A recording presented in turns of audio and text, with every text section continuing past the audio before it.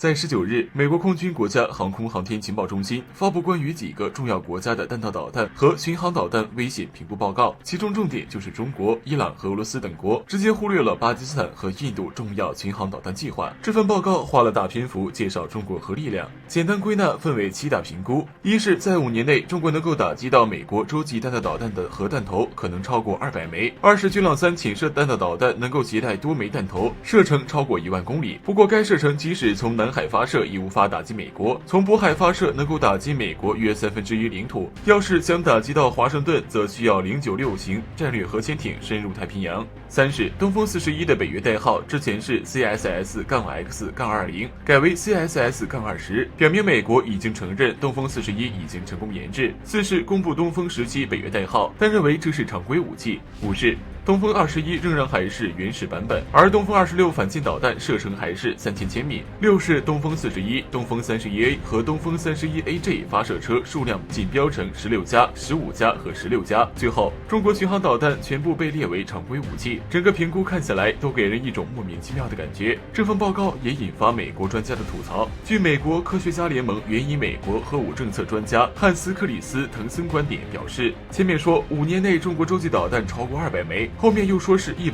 枚，自相矛盾。而东风31、东风41等导弹发射车数据很奇怪，仅出现在2019年中国阅兵式上就不止这个数量，而且东风21的升级版也没更新，仍然还是东风21A。其实中国已发展出东风21E版本。此外，东风26的射程也少于美国国防部报告，甚至连中国巡航导弹都没有被列入具有核能力行列。可以说这份报告情报混乱，不知道是故意的还是有意引导。这也引起了汉斯的焦虑，他认为这份报告不正视中国核力量发展，这是危险的。事实上，其实中国核力量近些年快速发展，但美国核力量仍然远在中国之上，为何美国会焦虑？由于中国核弹数量保密，美国情报数据很多时候靠边，但怎么编很难平衡，既要鼓吹中国威胁论，又要保证民众不会真的怕。而美国的焦虑既有真焦虑，也有假焦虑，后者是以强大对手弱化自己，而扩大其核力量创造借口而已。至于真焦虑，是因为美国确实怕这玩意儿，尤其是拥有2次核反击能力的国家，俄罗斯就经常打出核王牌，和美国博弈。虽然中国数量上还没跟上，但质量已经处于第一梯队了。多款新弹道导弹入役，再加上火箭军军改后的编制扩大，俄罗斯已经够让美国受的了。再来一个的话，美国怕是难顶。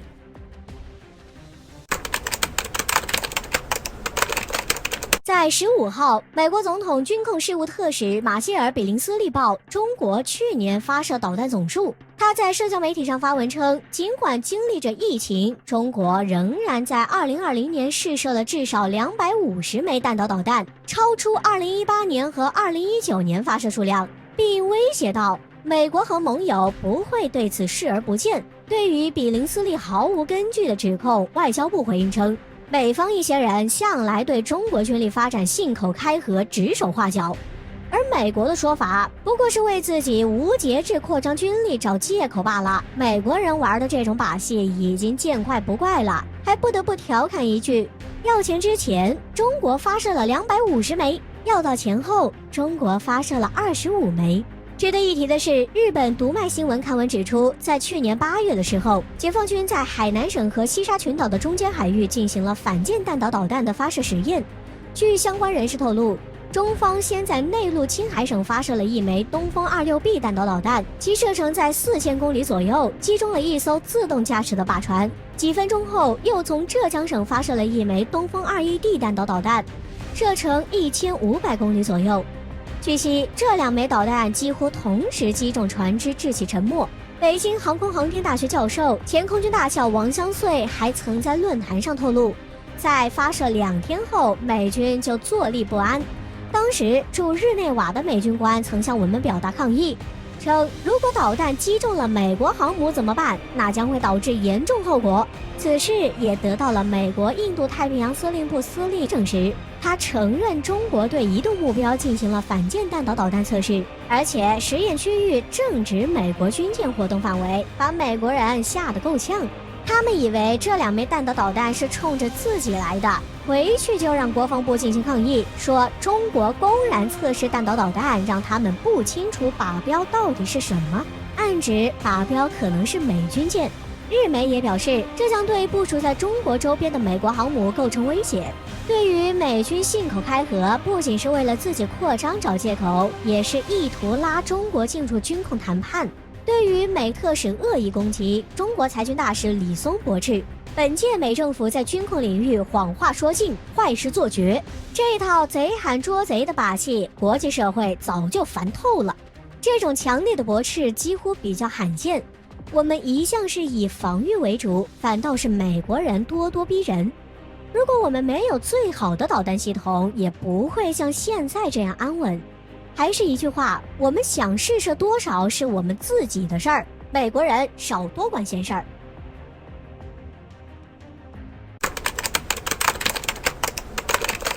关于新冠疫情的起源，中国被美国等西方媒体和政客多次泼脏水。最近，美国国务卿蓬佩奥再次毫无根据乱吠，攻击中国阻碍病毒溯源和进行虚假宣传，并指责武汉病毒研究所人为制造并泄露病毒。即使有多个证据表明，包括巴西、意大利等国的病例都要早于武汉爆发时间，然而他们却选择忽视科学。一些西方国家疫情都如此严重了，却还在玩甩锅和政治博弈的小把戏。蓬佩奥这次也是求锤得锤。对此，中国外交部发言人表示，如果美方尊重事实，就请开放德特里克堡基地，并就美国海外200多个生物实验室等问题公开更多的事实，请世卫组织专家去美国展开溯源调查。为何外交部禁止该基地？这个被称为世界最黑暗实验中心之一的德特里克堡基地究竟有什么猫腻？这里先整理一下时间线，在2019年7月，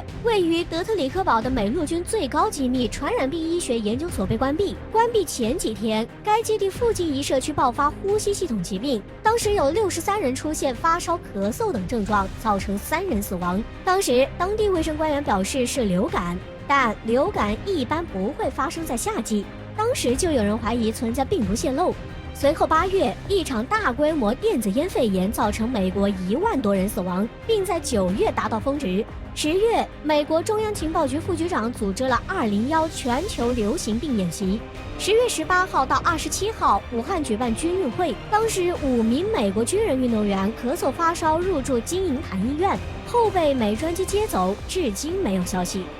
2019年12月底，武汉发现不明肺炎。2020年2月，世界爆发流行病。此时，美国电子烟肺炎消失。3月，有关德特里克堡基地的大批消息被删除。当时，美国白宫情愿网站就出现情愿帖，要求美国就大量关于德特里克堡被关闭报道被删除做出解释，并要求公布关闭德特里克堡基地的真正原因。至今，美国都没做出过解释。美国一直要求让中国透明公开，让世卫组织调查。那么，美国是否也应该开诚布公，让世卫调查呢？环球时报曾经报道称，一名中国生物安全专家表示，该研究所曾和731部队有阴暗的联系。近些年，美国生物研究所发生了数百起实验室错误和安全失误事件。美国在海外的军事基地也经常被曝进行生物实验并造成泄露事件，而美国一直都在阻止生物武器公约审查，而且去年美国还退出了世界卫生组织，